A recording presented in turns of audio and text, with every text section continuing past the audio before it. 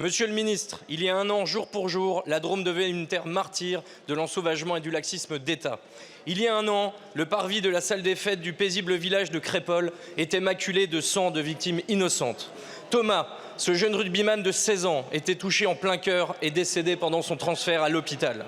16 autres participants étaient blessés, dont 2 très grièvement, et on dénombre à ce jour 192 victimes, dont plus de 60 jeunes atteints de troubles psychotraumatiques.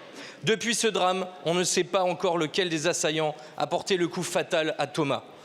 Mais ce que l'on sait en revanche, c'est que l'onde de choc du drame de Crépol, bien loin de susciter un regain de cohésion nationale, a au contraire aggravé la fracture communautaire et la haine anti-française jusque dans l'enceinte même des collèges et des lycées de notre territoire. Ce que l'on sait, c'est que les 14 suspects mis en examen, nombre d'entre eux issus du même quartier de la Monnaie à Romans-sur-Isère, étaient déjà des délinquants connus des services de police. Ce que l'on sait aussi, monsieur le ministre, c'est que 9 témoins du drame ont entendu cette phrase qui glace le sang.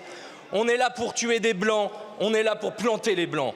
Ce que l'on sait enfin, c'est que le jour même du meurtre de jeune Nicolas, à la sortie d'une discothèque par Hassan Youssef Dabi, un étranger impliqué dans le narcotrafic marseillais, votre gouvernement refusait les propositions de loi du groupe RN sur le rétablissement des peines planchers et sur l'expulsion des criminels étrangers.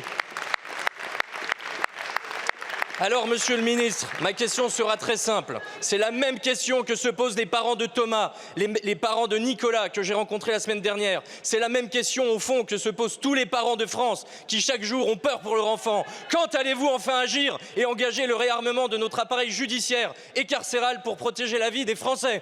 Bravo.